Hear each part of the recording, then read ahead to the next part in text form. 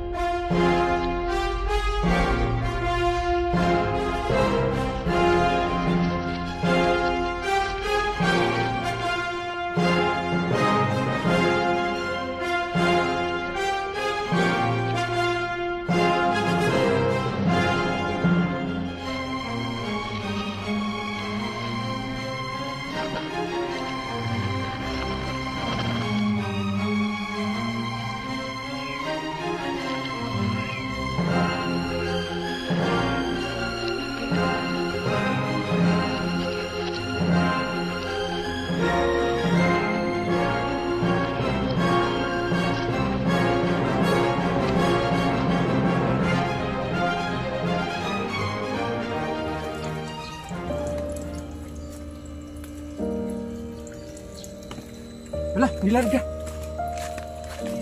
Okay mo to remote.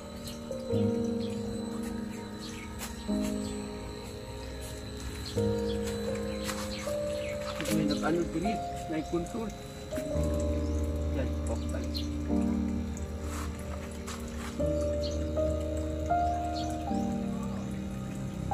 So, ganito ang nangyari sa ating mga remote control. So, dapat pag mag-turn off ka na ng inyong sasakyan or RC, yung laruan, is unahin niyo yung laruan bago ang remote. Nangyari sa akin, una kong turn off yung remote bago ang laruan, kaya tumakbo bigla. So yan. So ngayon, ang i-share ko sa inyo, nagkalat ito mga RC dito with the remote. Let's start with this one here. So tanggalin ko, yun ang i-share ko sa inyo. Although this RC is run by yung sinasabi ko na kanina, na pareho lang silang lahat. May transmitter, may receiver, may EEC, may motor.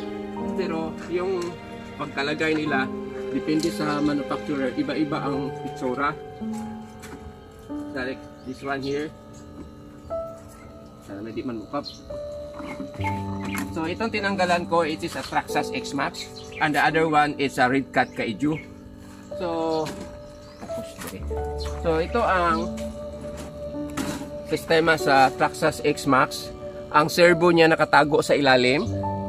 And ito yung bali receiver niya nakatago din. Then ito yung EEC with their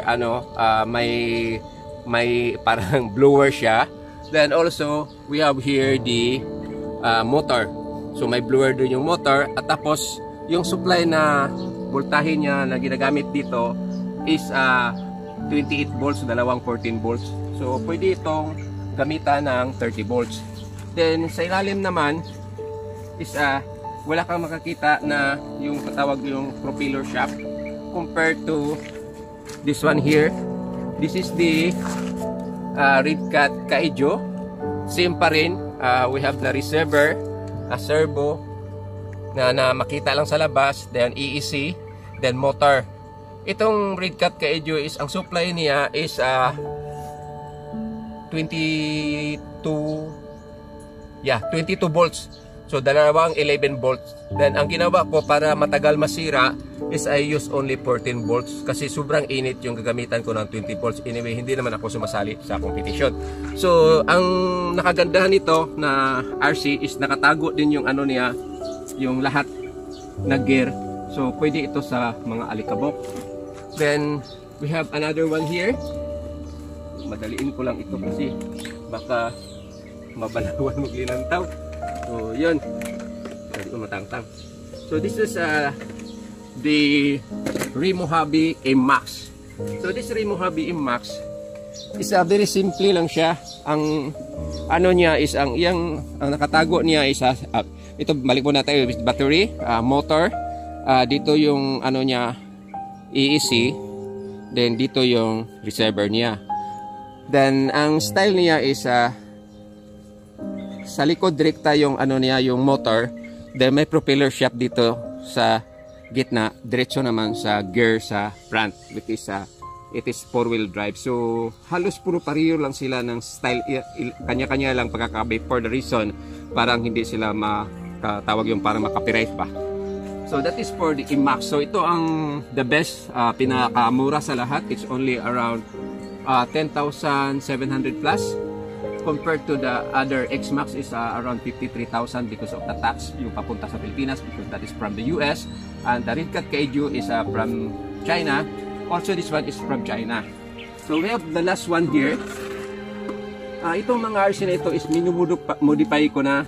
Itong mga body shield na ginamit ko is nabili ko online is 4,000 pesos.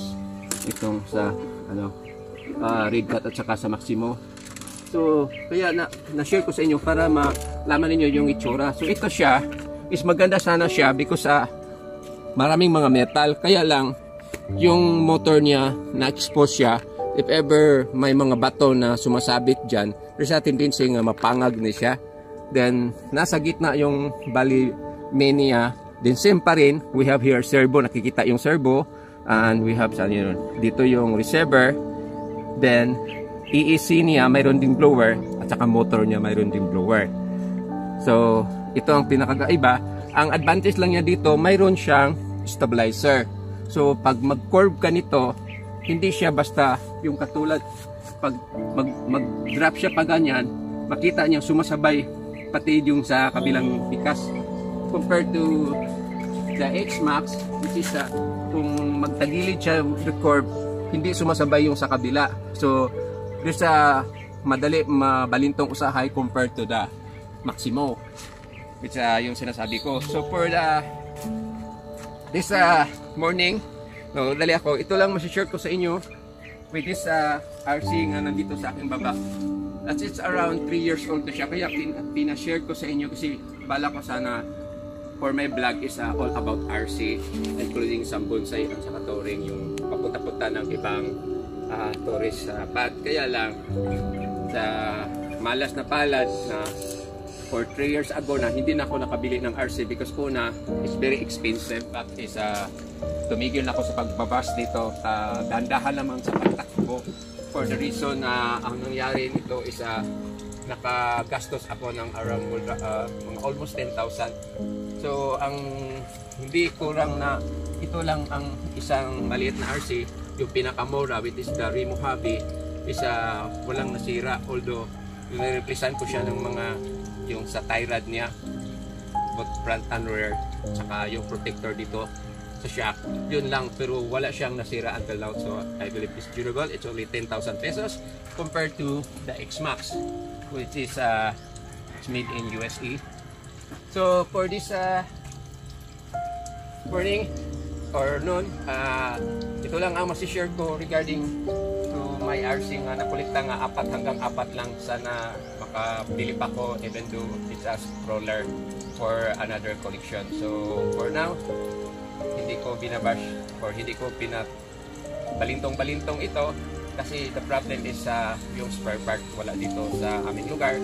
So walang mabibili na ganito kahit na ito na lang maliit dito sa aming mga mall or nga makabili ka ng Remo Hobby M-Max, wala. So kailangan tayong mag-order sa online or Shopee or sa US, which is called Banggood or yung mga sikat na mga seller. So for this morning, ito lang masishare ko sa inyo. Thank you very much for watching. Have a nice dawn ahead of you. Happy playing. Bye bye.